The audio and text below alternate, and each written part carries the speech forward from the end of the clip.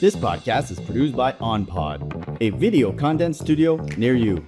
Hi, everybody. Welcome back to the podcast. Today, we are here with Nishma. Thanks so much for being here today. Thank you for having me. Of course. So you founded Nishma Bharadia Coaching.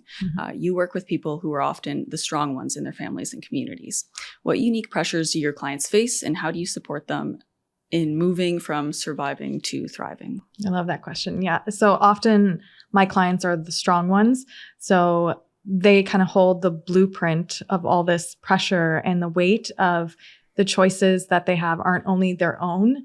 They're carrying that for their cousins, their sisters, their siblings, like it's heavier because you have like the weight of dreams and hopes of maybe even your parents that you're holding on to. So it feels like if you struggle or have failure, you're failing everyone else in line behind you. So that's a heavy weight to carry. And there's also that invisible load of being the problem solver all the time and being the emotional support and the translator, sometimes literally, if you had to bridge that gap between your parents' culture and the one that you're living in now. Mm-hmm. And then there's also that identity of who am I if I'm not the strong one, if I'm not the problem solver for my family, then what do I look like? Where do I fit in? So how I support all that is just creating a safe space for clients to break that wall down, and you're allowed to be messy, you're allowed to be tired, you're allowed to not know everything, and we figure that out together. We also just redefine what is strength. It's not just pushing through and the constant perseverance and burnout. It's, redefining that as joy and boundaries and, asking for help, things like that. So that's what we work on together. And oftentimes that leads to, most of the time that leads to a very happy, balanced, successful, joyful life. Amazing. Yeah. I could definitely see the weight that it would put on your shoulders to be that first domino that sets off everybody else's success. So exactly. It's nice to be able to realize who you actually are apart from that. For listeners feeling stuck or yearning for more alignment and fulfillment, what is the first step that you do recommend to get to that? I would say talk to somebody about carrying the load, find a space like a coach or a therapy or even, a group of friends so that you don't feel alone. Because it can feel alone, but you're absolutely not alone in that. So finding someone to connect to and someone to help you share that load or give you permission just to put that down. Yeah, for sure. Find someone so that you're not feeling guilty. Like you said, it's okay to be a little we're all human. We're all messy sometimes. Exactly. Anyone is, but that feeling might be there. Anyway, could you describe a defining moment when you realized it was time to choose yourself and make that bold change just in your own personal life? Yeah. So that was a big one for me. So 10 years ago, I was living in Toronto. I was working at an independent school as a teacher, getting 6 figures. On paper, it was great. My husband had a great job too. We lived in Oakville. So outside in, that's amazing. However, I was constantly burnt out. The lifestyle was just not healthy. I'd leave the house when my kids are asleep. I come back home and it was go, go, go. And then putting them to bed, and you're paying for babysitters, and we never had date nights, things like that. So the quality of life wasn't conducive to happiness. And I just kept having these little whispers over and over again from 2018 to 2023, little things that were happening societally, culturally. And then there was personally, pregnancy loss, and then my parents getting sick. There was just so many little things that kept happening that were little nudges, and it became a scream. And I was I can't ignore this anymore. So what it was the fear of staying the same and not changing was greater than taking the risk of that change. And so we thought, okay, let's just jump in. Now is the time. Let's make the move. We sold our house, moved to Ottawa, closer to family, so that we could stay connected and support them.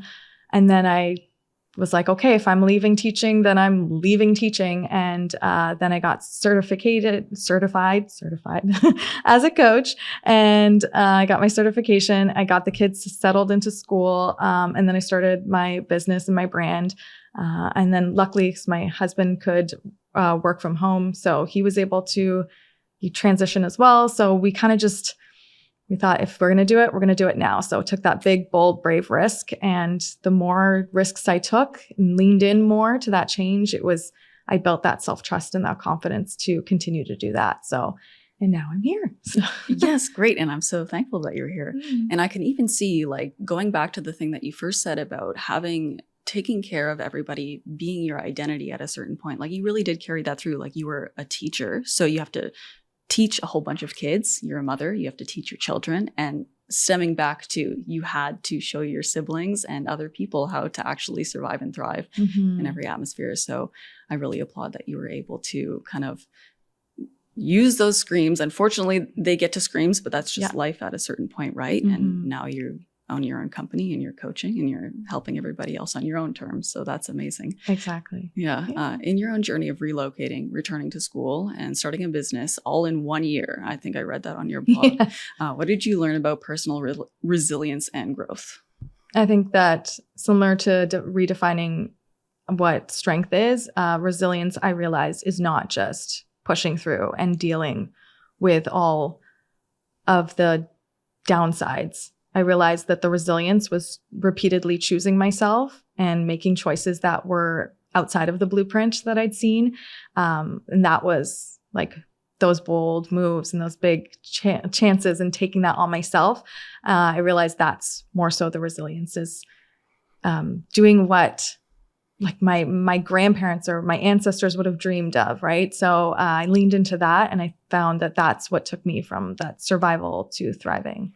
Yeah, for sure. I can see a lot of people thinking that, like, if I'm not in pain, if I'm not tired all the time, I'm not doing enough. But that's not the thing. Like, you can't burn yourself out. Yeah, we tie productivity to success a lot of the time, and they don't equate all the time, right? That's what leads to burnout, is like people overfilling their plate. I see it all the time, and carrying so much, because if you're not doing everything all the time, then who am I? So that's like a lot of the identity work that we do, is that you are enough and you're doing enough at all times. So you're allowed to give 80%, because guaranteed that's somebody else's 110. So yeah, that's true. It's all relative, right? Exactly. And we even see that in this economy. Like, we know that burnout is bad, but it's very hard right now. So it's nice to take a step back and remember that even if things don't look like it on the outside, like, it's really the long-term step-by-step things that equate to the final end goal that is success. Yeah, all the small steps will get you to that vantage point.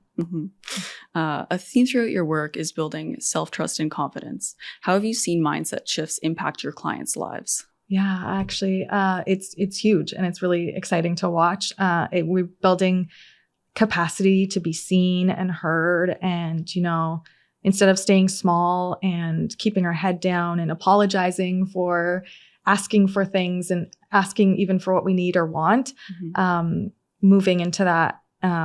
I have a client whose new business is blossoming. It's her side business right now. And she was really concerned about letting everybody down or not giving enough into her business and maybe asking too much from her clients. So we've been curating that CEO identity for her, creating the shift that it's not selfish to ask for more. It's not selfish to say no to her current job and, dial back a little bit. It's actually saying yes to herself, and noting that my unique gifts and what I have to offer in my business is what no one else is offering, and it's valuable and people benefit from it. So, changing that narrative around there. So we've been collecting testimonials from her clients, collecting proof and receipts about how incredible she is. And, now she's leaning into raising her prices, which she should, because she offers so much value, and started to backwards plan how she's going to leave the current job that she has in order to lean into her full-time business. So it's a really exciting change to see. Yeah, for sure. Especially if you know that you're helping that happen. Like, it's extremely hard to be a business owner and a CEO. Like, a business owner and CEO are two different things. Like, a CEO, you're a founder, and you have the rest of this, root system of things under you. So it's very nice that you're helping people and sharing your expertise for that. How do you help clients change and challenge and rewrite long-held limiting beliefs, and especially those shaped by cultural, family, or societal expectations? I think a lot of it is just facing it head on and making space to talk about it. So I have a client that was working through a separation, and, you know, culturally that might have been seen as a failure. But what we looked at is starting to find proof of the opposite, and how now she's curating a life that is all her own making, you know, her own choices, and finding the empowerment in that, and like, and the joy and the gratitude, and rewriting that narrative. So it's not about ignoring what has happened or what we've been through, but revisiting it and then rewriting it to have a better ending for us, right? And realizing that we have that power that we can take back. So it's also really exciting to watch that change happen as well. Yeah, sometimes it's nice to look back and see like everything you've done as a little bit of proof that like you went through this, even if you didn't want to do it fully. So imagine what you can do when you feel fully that you want to go in a certain direction. Like everything is authentically yours, you know. Like, it's a nice little shift there. If someone listening wants to start reconnecting with their true self, but has little time or emotional energy, what's one small practical exercise that they can do this week? Do you have like exercises? I do. Okay. I do. I have one that I know a lot of people are not fans of journaling and writing things down. So I invite people to just daydream a little bit, get nostalgic, and start thinking about times maybe when you were younger and like your teens or your 20s where you felt so confident and full of joy, and visit it in a nostalgia type of way at first, but then remember what it was about that scenario or who you were in that space that gave you that confidence and that joy. So it might start out like, you know what, I loved like when we used to go on drives or windows down and we're with our friends and we're blasting the radio and everyone's singing along, like that happiness. But what was it about that? Oh, it was that freedom, you know, it was connecting with my peers and my friends. That's what was special. And I loved how confident I was at that age. And like, what do you mean by confident? Oh, I never cared what anybody thought. I would just go for it. I wouldn't second guess myself. I used to try everything. So getting nostalgic and revisiting your past self and kind of borrowing all those things you admired about yourself, and then start to bring it into the now and start to become that future version of yourself who you want to blossom into, right? So it's kind of coming home to yourself again and who you really truly are, because we experimented, we were brave and bold and did those things. So you're allowed to do that now. It just find little bits and pieces of how to curate that in the now. So yeah, it's funny how so many experiences just tend to bury you. And, you know, you emphasize it's never too late to choose a life of joy and authenticity. How can listeners hold on to this mindset even when they're faced with the fear and the doubt? Yeah, fear and doubt can sometimes feel paralyzing. But like we said before, just kind of taking one small step gives you that confidence and that self-trust to take that next step, and it doesn't feel as big. So like when clients work with me, we kind of backwards plan, and that big lofty goal that you might have isn't as looming when we take these small steps towards it. And when we start to curate who we are and who we want to be, and when we notice all of our strengths and we build proof around it, those things seem less daunting and the fear gets smaller. And I also say, walk with the fear. Fear is just an emotion that's telling you that something's new and exciting and it's different. So embrace it, walk with it, and you don't have to fight the fear, because we often just get like stuck in like, well, I'm so scared. Why am I scared? And that's what stops us. But just taking those small steps forward and holding fear's hand, and that makes it less daunting. Yeah, that's a good thing to remember. Like anxiety is only there until your brain realizes this is actually safe, right? So I'm sure it's the same thing with fear. Yes. What excites you most about the work you're doing now? And what programs or projects are you launching to support women in claiming their confidence and clarity? So it's so exciting just to watch people reclaim themselves and their life and their choices. I think that's what's so exciting about my work, is seeing folks, you know, create their business or walk through relationship changes or life changes with more confidence and self-trust, and knowing like no matter what happens, I can have the certainty and the decisiveness to be okay. I'll be fine. So I love that. I have 2 programs right now, a 3-month program and a 6-month program. The 3-month program is for like our short-term goals. And the 6-month program, we really like dive in deep and do like that reclamation. And then I have a Sip and Connect event coming up in November 9th, and that's in person. And that's all about connection and empowerment and community.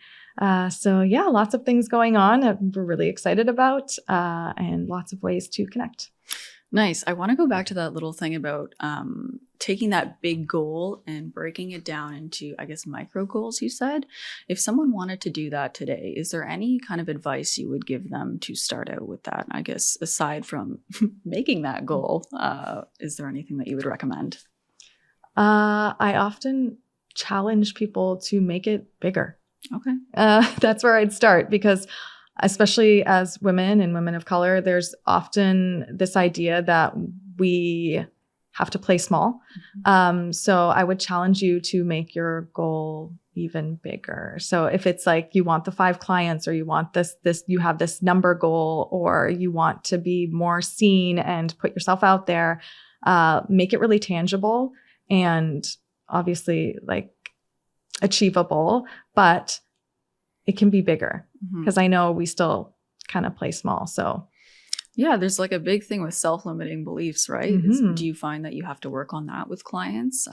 Say they're so used to doing X, Y, Z, and the fear really is consuming them. Do you find that there is a blockage that you have to clear before people are able to take that first step? Very often, yeah. And then it's often in our blind spots, because we're so used to it.